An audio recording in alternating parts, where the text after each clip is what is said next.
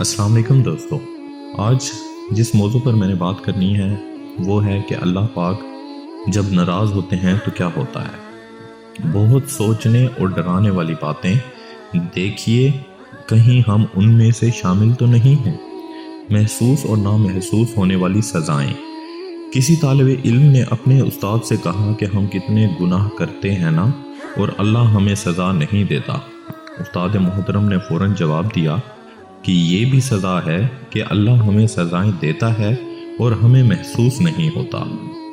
تمہارے دل کی سختی اور آنسو کا خشک ہو جانا کیا اس بات کی گواہی نہیں ہے کہ اللہ تبارک و تعالیٰ تم سے ناراض؟ نیک صالح اعمال کے طرف قدم بڑھانے میں کاہلی کیا اس بات کی گواہی نہیں ہے کہ اللہ تبارک و تعالیٰ تم سے ناراض ہیں؟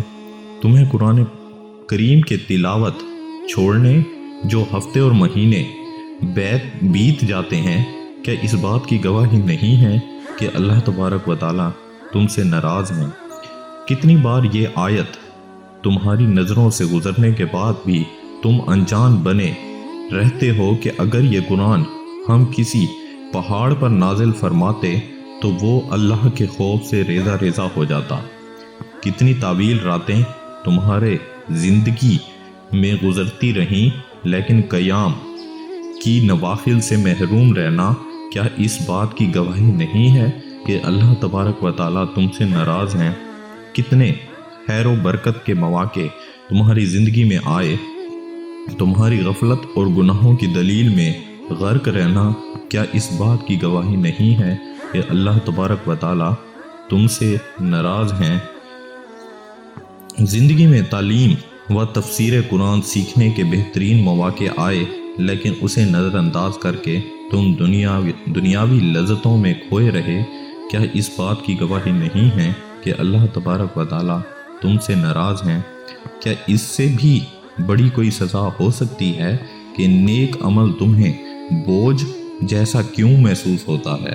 اللہ تبارک و تعالیٰ کا ذکر کرتے ہوئے زبان کیوں لڑکھڑانے لگتی ہے؟ اپنی شیطانی و نفسیاتی خواہشات کے سامنے تم کمزور کیوں پڑ جاتے ہو؟ دنیاوی چکا چوند روشنیوں کو دیکھ کر تمہارے دل کیوں تڑپنے لگتے ہیں؟ کیا تم دنیا، پیسے اور عزت و شہرت کے غرق میں مبتلا نہیں ہوئے؟ بھلا اس سے بڑھ کر کوئی سزا ہو سکتی ہے؟ اللہ نے تمہیں اپنی غلطیاں بھلا کر دوسروں کے عیب جوئی، جھوٹی اور بہتان تراشی میں مصروف کر دیا۔ آخرت بھلا کر تمہیں سب بڑی تمنا دنیا اور اسے حاصل کرنا بنا دی۔ اللہ تبارک و تعالی ہمیں اور آپ کو نیک اعمال کرنے کی توفیق عطا فرمائے اور اللہ تعالیٰ کی ناراضگی سے بچنے کی توفیق عطا فرمائے۔ شکریہ۔